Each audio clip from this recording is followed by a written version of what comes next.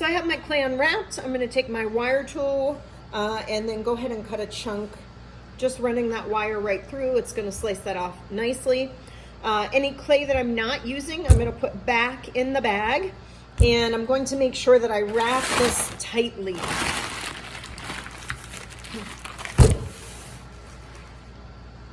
As you use your clay, your hands will absorb the moisture and your clay will dry out. So you definitely need to keep it wrapped up at all times when you're not using it.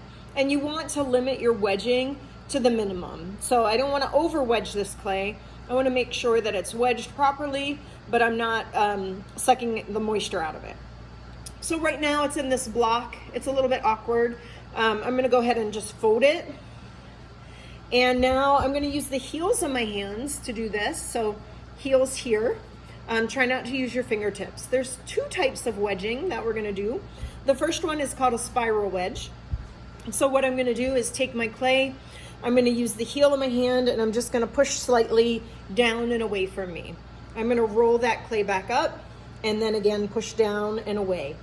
So you'll see as you repeat this, right, I will start to get a spiral or a conical shape.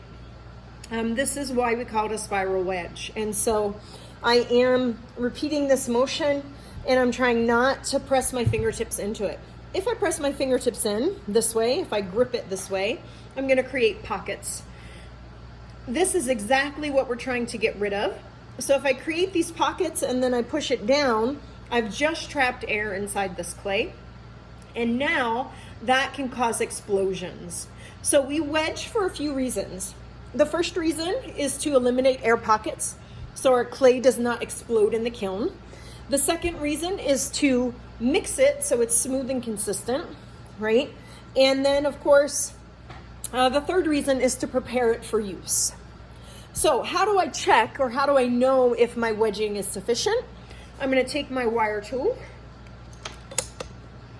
and I'm going to cut my clay in half again. So just pull that through there and then open up. What you're looking for is nice, smooth consistency in your clay. If you see an air pocket, that means that you need to re-wedge.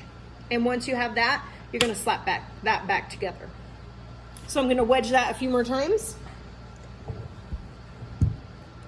The second type of wedging is called a ram's head. So this is a little bit different. I'm not going to push at an angle.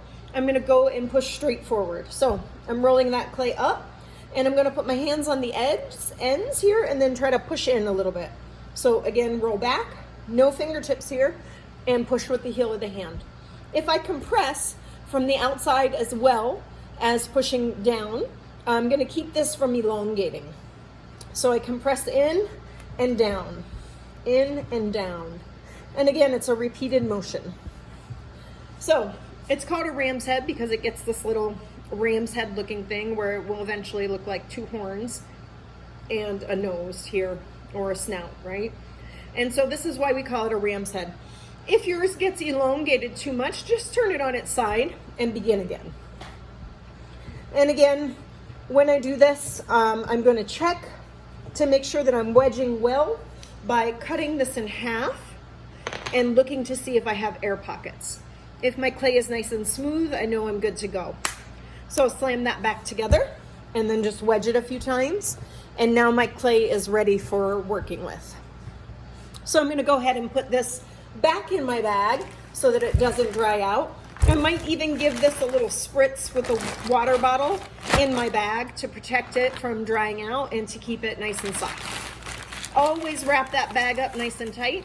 I usually just twist it and then I turn it on its opening so that that stays closed.